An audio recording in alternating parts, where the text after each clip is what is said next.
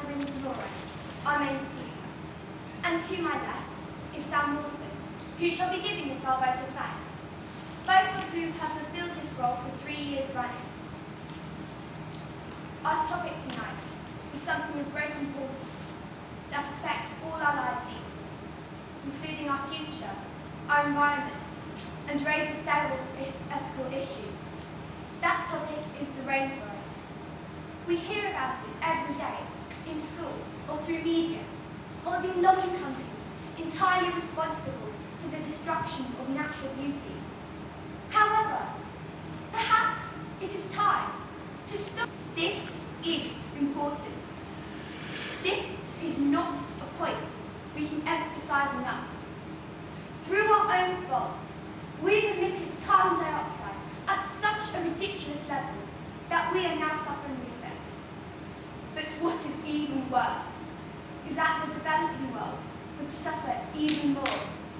It raises the question, how can we be so selfish as to burden our fellow humans with such adversity? I shall now hand you to Rebecca, who will emphasise that this issue really is severe, and best of all, will teach us how we can fight against this human mentality. Thank you. Ladies and gentlemen, by the time I finish this speech, an area of the rainforest, roughly the size of 720 football pitches, will have been destroyed. Did you know that there are at least 6 million different species in the world's rainforest? 137 of these species are being destroyed every day with our help.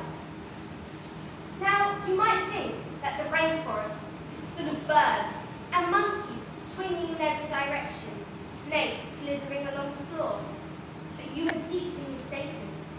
You could walk through the forest for a day and not discover a fraction of these animals.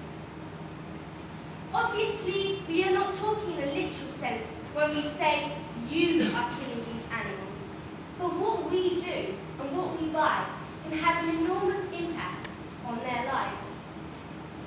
99% of the species we are killing are still to be studied by science, and there are so many vital cures still to be discovered.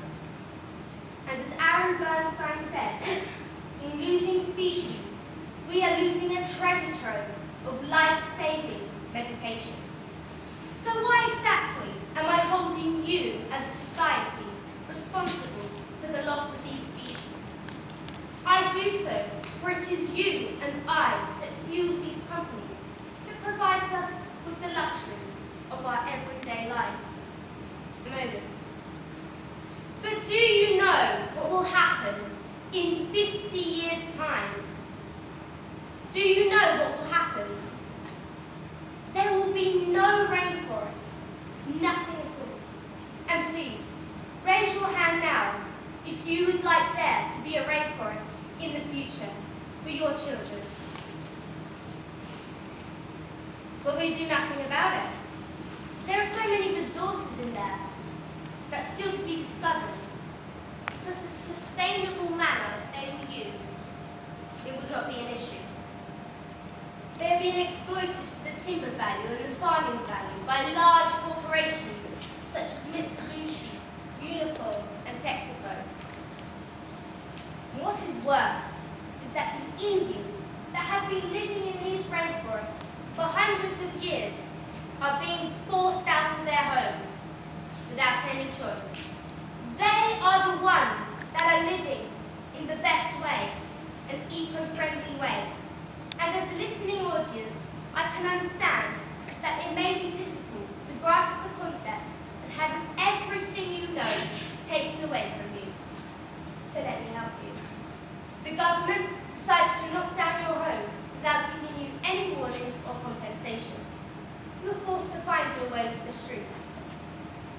And this is happening to the Indians every day, in huge numbers. We are living in a country with the power to change this now. We must take action. And as French Prince Charles said, if we lose the battle against deforestation, we will lose the battle against climate change. The destruction of rainforests due to fires causes 20% of the global greenhouse gases. And so, each of us can do little things that can go such a long way. We are the consumers that have the power in our hands. Writing letters to these big local companies is just a simple way to your local MP.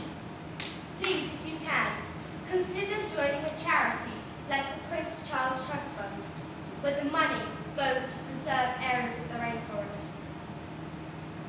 And so, I conclude my speech now. Please remember that if we carry on the way we are, there will be no rainforest, and it's my generation that will be the one that suffers. So please, let's stop killing our rainforests. Thank you.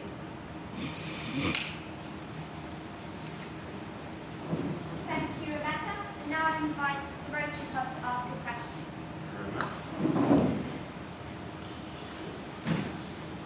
The problem with the destructions of the rainforest has been brought to the attention of the world via the media and the reports of scientists much greater over the last 20 years than in the decades before.